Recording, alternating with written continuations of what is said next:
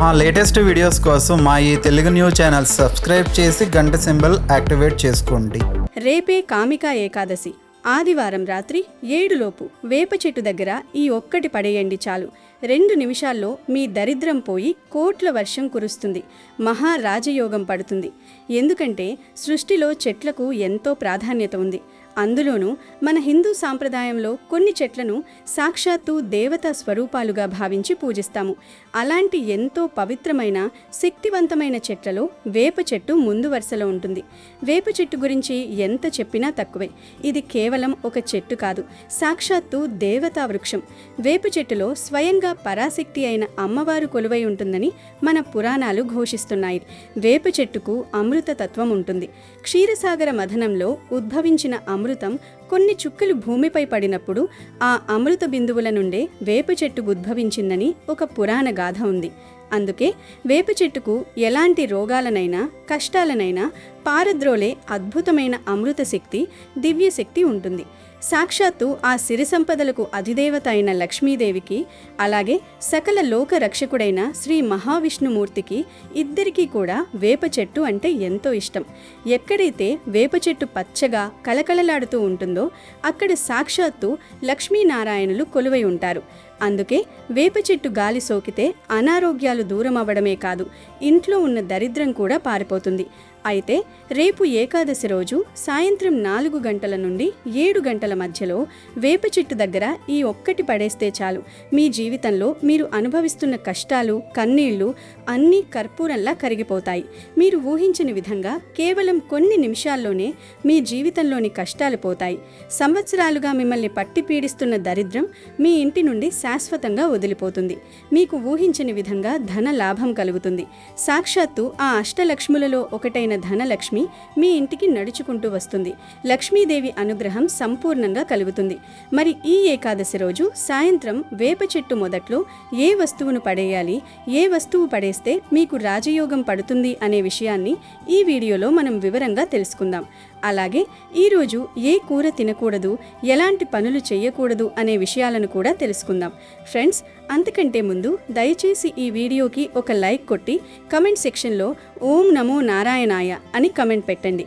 అలాగే మీకు ఉన్న సమస్యలను కూడా కమెంట్ సెక్షన్లో రాయండి. ఇక వీడియోలోకి వస్తే, వేప చెట్టును కేవలం ఔషధాల కోసమే కాదు, ఆధ్యాత్మిక పరంగా ఎన్నో అద్భుత శక్తులున్న చెట్టుగా చూస్తారు. ఈ ఏకాదశి రోజు ఉదయం మరియు సాయంత్రం వేప ఆకులను నీటిలో కలుపుకొని స్నానం చేస్తే లక్ష్మీదేవి అనుగ్రహం కలుగుతుంది. వేప ఆకులు వేసిన నీటితో స్నానం చేయడం వల్ల మీ శరీరానికి ఒక తెలియని నూతన శక్తి వస్తుంది. మీ చుట్టూ ఉన్న నెగిటివ్ ఎనర్జీ మొత్తం తొలగిపోయి పాజిటివ్ ఎనర్జీ ఆకర్షించబడుతుంది. దీనివల్ల మీరు ఏ పని చేసినా అందులో విజయం సాధిస్తారు. తద్వారా అద్భుతమైన ధన లాభం కలుగుతుంది. అయితే మనిషి జీవితంలో ఎన్నో రకాల కష్టాలు వస్తూ ఉంటాయి. అందులో ముఖ్యంగా చెప్పుకోవాల్సింది నరదృష్టి గురించి, శత్రు బాధల గురించి, అలాగే ఇరుగు పొరుగు వారి ఏడుపులు, దిష్టి గురించి. మనం బాగుంటే చాలు, మన చుట్టూ ఉన్నవారి కన్ను మన మీదే ఉంటుంది. నరుడి కంటికి నల్ల రాయైనా పగులుతుంది అని మన పెద్దలు ఊరికే అనలేదు. ఈ నరదృష్టి అనేది ఒక మనిషి జీవితాన్ని ఎంతలా నాశనం చేస్తుందంటే, ఒకప్పుడు లక్షాధికారిగా ఉన్నవాడిని కూడా రాత్రికి రాత్రే రోడ్డున పడేసేంత శక్తి ఈ నరదృష్టికి ఉంది. మీరు సంతోషంగా నవ్వుతూ మీ కుటుంబంతో గడుపుతున్నా, మీరు వ్యాపారంలో లాభాలు గడిస్తున్నా, మీరు కొత్త ఇల్లు కట్టుకున్నా, కొత్త కారు కొన్నా, మీ పిల్లలు చదువులో ముందున్నా, ఇరుగు పొరుగు వారి ఏడుపులు, అసూయ, ద్వేషం మీ మీద ఖచ్చితంగా పడతాయి. ఆ ఏడుపే నరదృష్టిగా మారి మీ ఇంట్లోకి అడుగు పెడుతుంది. దీనివల్ల ఇంట్లో ఎప్పుడూ ఏదో ఒక గొడవ జరగడం, భార్యాభర్తల మధ్య మనస్పర్ధలు రావడం, అకారణంగా అనారోగ్యాల పాలవ్వడం, చేతికొచ్చిన డబ్బులు నీళ్లలా ఖర్చయిపోవడం, ఏ పని చేసినా ఆటంకాలు రావడం, శత్రువులు పెరిగిపోయి వారి వల్ల నష్టాలు రావడం లాంటివి జరుగుతాయి. ఒక విధంగా చెప్పాలంటే ఈ నరదృష్టి, ఎదుటివారి ఏడుపు అనేది ఒక పచ్చని కుటుంబాన్ని నిలువునా దహించేస్తుంది. మీరు ఎంత కష్టపడినా ఫలితం శూన్యంగా మిగులుతుంది. కష్టాలు, బాధలు మిమ్మల్ని ఉక్కిరిబిక్కిరి చేస్తాయి. మరి ఈ భయంకరమైన నరదృష్టి, ఎదుటివారి ఏడుపు, జీవితాన్ని పట్టి పీడిస్తున్న దరిద్రం, కష్టాలు, బాధలు అన్నీ శాశ్వతంగా పోవడానికి ఈ ఏకాదశి రోజు ఒక అద్భుతమైన పరిహారం చెయ్యాలి. ఈ పరిహారం చాలా సులువైనది, కానీ అత్యంత శక్తివంతమైనది. ఈరోజు సాయంత్రం అంటే ఏకాదశి రోజు సాయంత్రం 4 గంటల నుండి 7 గంటల మధ్యలో ఒక మంచి కొబ్బరికాయను తీసుకోండి. ఆ కొబ్బరికాయ మీద కొద్దిగా కుంకుమలో నీళ్లు కలిపి పలచగా పేస్ట్ లాగా చేసుకోండి. ఆ కుంకుమ పేస్ట్తో ఆ కొబ్బరికాయ మీద మీ కోరికను స్పష్టంగా ఒక చిన్న పుల్లతో రాయాలి. అంటే ఉదాహరణకు, మాకున్న దిష్టి దోషాలు, కష్టాలు, అప్పుల బాధలు, దరిద్రం అన్నీ పోవాలి అని కుంకుమతో ఆ కొబ్బరికాయ మీద రాయాలి. ఇలా రాసిన తర్వాత ఆ కొబ్బరికాయను మీ చేతిలో పట్టుకుని మీ ఇంటికి కొద్దిగా దూరంలో ఉన్న ఏదైనా ఒక వేప చెట్టు దగ్గరకు వెళ్ళాలి. ఆ వేప చెట్టు దగ్గరకు వెళ్ళిన తర్వాత మీ చేతిలో ఉన్న ఆ కొబ్బరికాయను మీ తల చుట్టూ దిష్టి తీసినట్టుగా 7 సార్లు ఎడమ నుండి కుడికి, కుడి నుండి ఎడమకు తిప్పేసి ఆ తర్వాత ఆ కొబ్బరికాయను ఆ వేప చెట్టు మొదట్లో వేరు దగ్గర పడేసి వెనక్కి తిరిగి చూడకుండా నేరుగా మీ ఇంటికి వచ్చేయాలి. దారిలో ఎవరితోనూ మాట్లాడకూడదు. ఇలా చేస్తే చాలు, మీకున్న నరదృష్టి, కష్టాలు, దరిద్రాలు అన్నీ ఆ కొబ్బరికాయతో పాటు పోతాయి. ఆ వేప చెట్టులో ఉన్న అమ్మవారు మీ కష్టాలన్నింటినీ హరించి మీకు సకల శుభాలను చేకూరుస్తుంది. ఈ పరిహారంలో కొబ్బరికాయను ఎందుకు వాడాలి? కొబ్బరికాయకి అంతటి శక్తి ఉందా అనే సందేహం మీకు రావచ్చు. అవును, కొబ్బరికాయకి అనంతమైన అద్భుతమైన దైవిక శక్తి ఉంది. కొబ్బరికాయను మన హైందవ సంప్రదాయంలో శ్రీఫలం అని పిలుస్తారు. శ్రీ అంటే లక్ష్మీదేవి, ఫలం అంటే సాక్షాత్తు ఇది లక్ష్మీదేవికి ప్రతిరూపం. పూజాది కార్యక్రమాలలో, శుభకార్యాలలో, దైవ కార్యాలలో కొబ్బరికాయకున్న ప్రాముఖ్యత అంతా ఇంతా కాదు. కొబ్బరికాయ లేకుండా మన హైందవ సంప్రదాయంలో ఏ శుభకార్యమూ జరగదు అంటే అతిశయోక్తి కాదు. పురాణాల ప్రకారం ఈ భూలోకం మీదికి కొబ్బరి చెట్టును తీసుకొచ్చింది విశ్వామిత్ర మహర్షి అని చెబుతారు. త్రిశంకు మహారాజు కోసం విశ్వామిత్రుడు ఒక నూతన స్వర్గాన్ని సృష్టించే క్రమంలో మనిషికి అమృతాన్ని అందించే ఒక కల్పవృక్షంగా ఈ కొబ్బరి చెట్టును సృష్టించాడని పురాణాలు వివరిస్తున్నాయి. అందుకే కొబ్బరి చెట్టును భూలోక కల్పవృక్షం అని కూడా అంటారు. కల్పవృక్షం అడిగినవన్నీ ఎలా ఇస్తుందో కొబ్బరి చెట్టు కూడా మనిషికి తన జీవితకాలంలో అన్నీ ఇస్తుంది. కొబ్బరికాయకున్న మరో అద్భుతమైన శక్తి ఏమిటంటే తన చుట్టూ ఉన్న ప్రతికూల శక్తులను, నెగిటివ్ ఎనర్జీని, దుష్ట శక్తులను, నరదృష్టిని తనలోకి పీల్చుకునే గుణం దీనికి ఉంది. కొబ్బరికాయ పైన ఉండే పీచు ఒక యాంటెనాలా పనిచేసి చుట్టుపక్కల ఉన్న చెడు ప్రకంపనలను లాగేసుకుంటుంది. అందుకే మనం కొత్త ఇల్లు కొన్నప్పుడు, కొత్త వాహనం కొన్నప్పుడు, వ్యాపారం ప్రారంభించినప్పుడు లేదా ఏదైనా ముఖ్యమైన పనికి వెడుతున్నప్పుడు ఖచ్చితంగా కొబ్బరికాయ కొడతాము. ఇంటి గుమ్మం ముందు దిష్టి తీసి కొబ్బరికాయ కొట్టడం వల్ల ఇంట్లోకి వచ్చే ఏ చెడుగావైనా, నరదృష్టి అయినా ఆ కొబ్బరికాయతో పాటు పగిలిపోతుంది.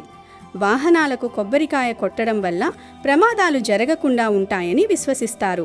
గుడిలో దేవుడి దర్శనానికి వెళ్ళిన ప్రతి భక్తుడు తనతో పాటు ఒక కొబ్బరికాయను తీసుకువెళ్లడం అనేది యుగయుగాలుగా వస్తున్న ఆచారం. దేవుని ముందు కొబ్బరికాయ పగలగొట్టగానే మనలో ఉన్న పాపాలు, దోషాలు అన్నీ పగిలిపోతాయి. గృహప్రవేశం చేసేటప్పుడు కూడా ఇంటి యజమాని చేతిలో కొబ్బరికాయను పట్టుకొని లోపలికి అడుగు పెడతాడు. నూతన గృహంలో ఎలాంటి వాస్తు దోషాలున్నా, భూతప్రేత పిశాచ బాధలున్నా ఈ కొబ్బరికాయ వాటన్నింటినీ హరించి ఇంట్లో సుఖశాంతులను నింపుతుంది. మానవ శరీరంలో ఉండే 7 చక్రాలను ఉత్తేజపరిచే శక్తి కూడా కొబ్బరికాయకు ఉంది.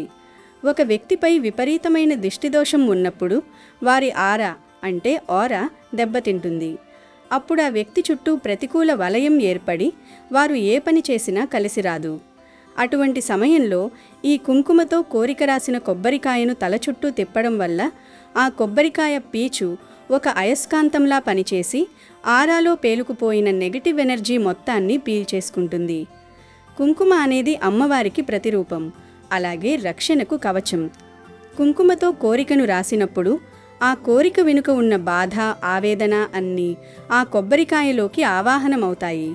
ఆ తరువాత ఆ కొబ్బరికాయను తీసుకువెళ్ళి వేప చెట్టు మొదట్లో పడేయడం వల్ల వేప చెట్టులో కొలువై ఉన్న పరాశక్తి ఆ నెగటివ్ ఎనర్జీ మొత్తాన్ని తనలోకి తీసుకుని దహించి వేస్తుంది. వేప చెట్టుకు ఉన్న యాంటీ ఫంగల్, యాంటీ బ్యాక్టీరియల్ గుణాలు భౌతికంగానే కాకుండా ఆధ్యాత్మికంగా దుష్టశక్తులను నాశనం చేయడంలో అద్భుతంగా పనిచేస్తాయి. అందుకే వేప చెట్టు మరియు కొబ్బరికాయ కలయిక అనేది ఆధ్యాత్మికంగా ఒక బ్రహ్మాస్త్రం లాంటిది. ఈ ఏకాదశి రోజు మనం చేసే ఈ పరిహారం ఒక రకంగా పూర్ణాహుతి లాంటిది. మన కష్టాలను, మన దురదృష్టాన్ని, నరదృష్టిని, దరిద్రాన్ని ఈ కొబ్బరికాయ రూపంలో ఆ వేప చెట్టు సాక్షిగా ప్రకృతికి, భగవంతునికి సమర్పించేస్తున్నాం. మీరు కొబ్బరికాయ మీద కుంకుమతో మీ కోరికను రాసి తల చుట్టూ తిప్పుతున్నప్పుడు మీ మనసులో పూర్తి నమ్మకం, భక్తి ఉండాలి. నా కష్టాలన్నీ ఈ కొబ్బరికాయతో పాటు వెళ్ళిపోతున్నాయి. నాకున్న అప్పుల బాధలు తీరిపోతున్నాయి. నా దరిద్రం వదిలిపోతుంది. నాకు లక్ష్మీ కటాక్షం కలుగుతుంది అని బలంగా విశ్వసించాలి. అలా విశ్వసించి ఆ కొబ్బరికాయను మీ ఇంటికి దూరంగా ఎవరూ పెద్దగా తిరగని ప్రదేశంలో ఉన్న వేప చెట్టు వద్దకు తీసుకువెళ్ళి దాని వేర్ల దగ్గర వదిలేసి రావాలి. వేప చెట్టు మొదట్లో ఆ కొబ్బరికాయ పడేసిన మరుక్షణం నుండే మీ జీవితంలో మార్పులు మొదలవుతాయి. నరదృష్టి అనే పెనుభూతం మీ ఇంటి నుండి పారిపోతుంది. ఇరుగు పొరుగు వారి ఏడుపులు మీ దరిదాపుల్లోకి కూడా రాలేవు. ఇంతకాలం మిమ్మల్ని నీడలా వెంటాడిన దరిద్రం శాశ్వతంగా దూరమవుతుంది. ఈ ఏకాదశి తిథి మహావిష్ణువుకు అత్యంత ప్రీతిపాత్రమైనది.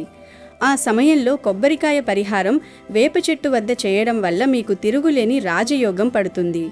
మీరు పట్టుకున్న మట్టి కూడా బంగారంగా మారుతుంది. మీ కష్టాలు, కన్నీళ్లు అన్నీ తొలగిపోయి మీ ఇంట కోట్ల వర్షం కురుస్తుంది. అష్టైశ్వర్యాలు సిద్ధిస్తాయి. దీంట్లో ఎలాంటి సందేహం లేదు. నమ్మకంతో చేసి చూడండి, మీ జీవితమే మారిపోతుంది. ఈ కలియుగంలో చాలామందికి ఏకాదశి ప్రాముఖ్యత తెలియటం లేదు. ఏకాదశి రోజు రకరకాల తప్పులు చేస్తూ ఉన్నారు. ఏకాదశి అంటే ఏక ప్లస్ దశ అంటే 11 అని అర్థం. 5 జ్ఞానేంద్రియాలు, 5 కర్మేంద్రియాలు, ఒక మనసు, ఈ 11 ఉండబట్టే మన జీవితం ముందుకు నడుస్తుంది. ఈ 11 ఇంద్రియాలను పవిత్రంగా అదుపులో ఉంచుకోవటమే ఏకాదశి.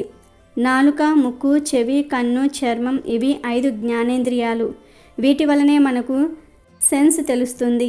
ఏకాదశి రోజు ఈ 5టిని పవిత్రంగా ఉంచుకోవాలి. నాలుకను పవిత్రంగా ఉంచుకోవడానికి మాంసం, మద్యం, తాంబూలం వేసుకోవటం, పరుల తిండిని ఏకాదశి రోజు పక్కన పెట్టేయాలి. అలాగే చెవి, ముక్కు, కన్ను, చర్మం వీటికి సంబంధించి కూడా పవిత్రంగా ఉండాలి. అంటే ఇరుగు పొరుగు వారి మీద చాడీలు వినకుండా, చూడకూడనివి చూడకుండా ఉంటే అప్పుడు ఈ జ్ఞానేంద్రియాలను పవిత్రంగా ఉంచుకున్నట్లు అవుతుంది. అలాగే ఏకాదశి రోజు అసలు అభ్యంగన స్నానం చేయకూడదు. అంటే తలంటు స్నానం చేయకూడదు. ఎందుకంటే అది భోగదాయకం.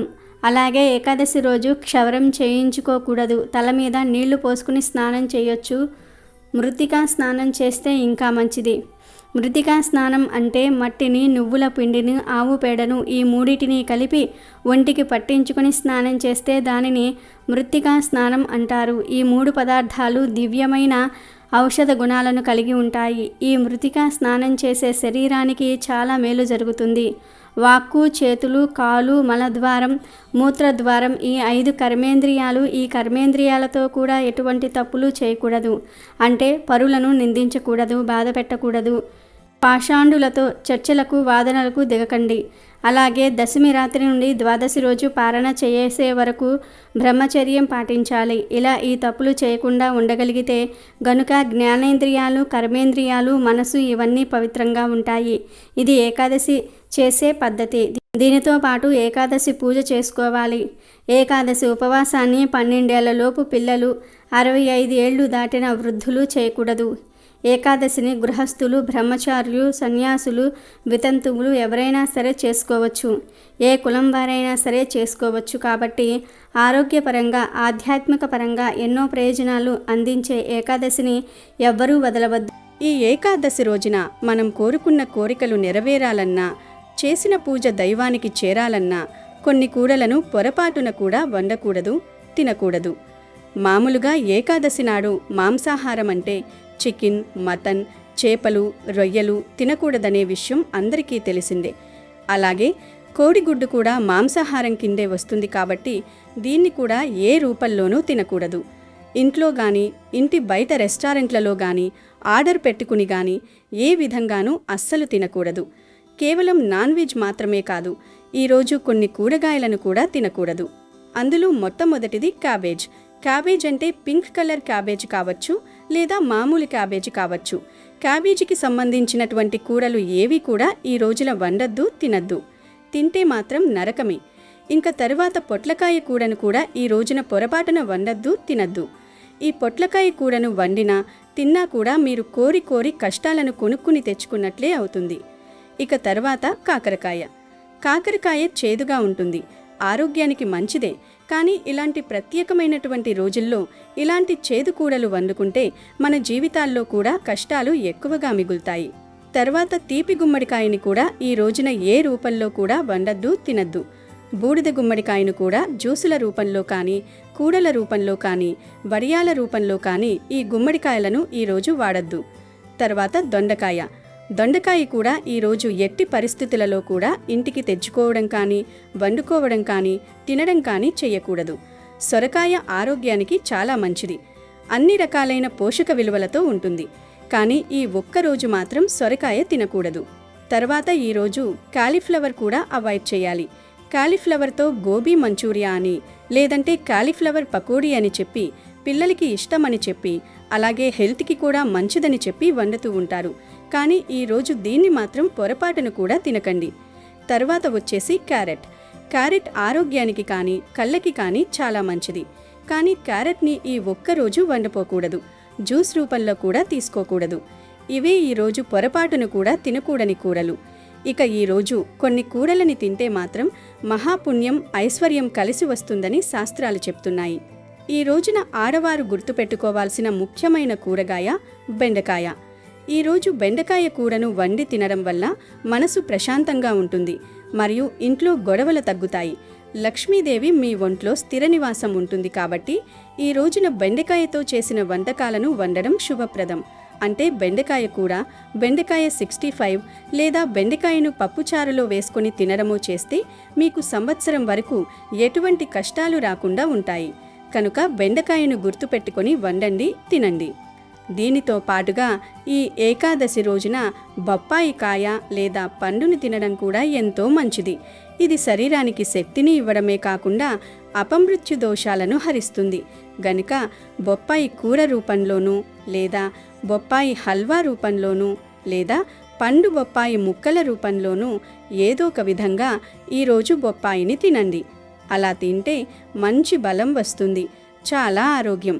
ముఖ్యంగా పిల్లల చేత ఈరోజు బొప్పాయిని తినిపిస్తే వారి బుద్ధి వికాసం చెంది చదువులో రాణిస్తారు. ముఖ్యంగా కొడుకులు ఉన్నవారు ఈ రోజును అస్సలు వదులుకోవద్దు. మంచి తెలివి, దీర్ఘాయువు మీ పిల్లలకు లభించాలంటే ఈరోజు మీరు మీ పిల్లల చేత బొప్పాయి తినేలా చెయ్యండి.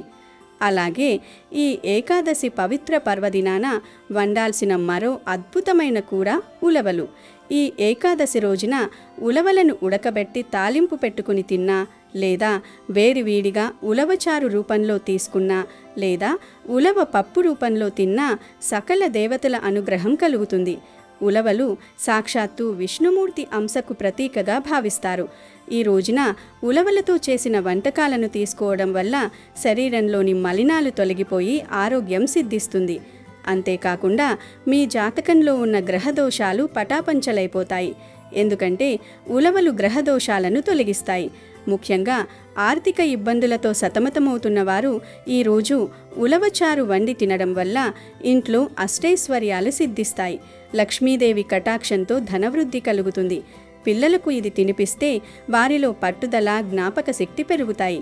అందుకే ఈ ఏకాదశి నాడు తప్పనిసరిగా ఉలవలను ఏదో ఒక రూపంలో మీ ఆహారంలో భాగం చేసుకోండి. ఆయురారోగ్యాలతో పాటు అపారమైన సంపదను మీ సొంతం చేసుకోండి. అలాగే ఈ రోజున వండాల్సిన మరో అద్భుతమైన కూర తోటకూర. ఈ ఏకాదశి రోజు తోటకూరను వండితే వంశాభివృద్ధి జరుగుతుందని, పిల్లలు ఆరోగ్యంగా ఉంటారని నమ్మకం. ఈ రోజున తోటకూర పప్పు లేదా తోటకూరను కూరలాగో ఫ్రైలాగో వండి పెట్టండి. ఇవన్నీ వినడానికి సాదాసీదా కూరల్లాగే అనిపించినా ఈ పవిత్ర తిథి రోజున వీటిని తీసుకోవడం వెనుక లోతైన ఆధ్యాత్మిక ఆరోగ్య రహస్యాలు దాగి ఉన్నాయి. గనుక ఆడవారు గుర్తుంచుకొని ఈరోజు ఈ కూరల్లో నుండి ఏదో ఒక కూరని వండుకొని తినండి. ఈ ఏకాదశి రోజున మీరు ఏ కూర తిన్నా అందులో కొద్దిగా నెయ్యి వేసుకుని తింటే ఇంకా మంచిది. ఇవే ఈరోజు తప్పక తినాల్సిన కూరలు. కాబట్టి ఈరోజు ఆడవారు గుర్తుపెట్టుకొని ఈ కూరల్లో ఏదో ఒక కూర వండండి. అందరితో ఆ కూరని తినిపించండి. మీకు మీ కుటుంబానికి అన్ని శుభాలే జరుగుతాయి. అమెజాన్లో బెస్ట్ డిస్కౌంట్స్ కోసం వీడియో డిస్క్రిప్షన్లో లింకు ఉంది, చూడండి. అలాగే మా టెలిగ్రామ్ ఛానల్ సబ్స్క్రైబ్ చేసుకోండి.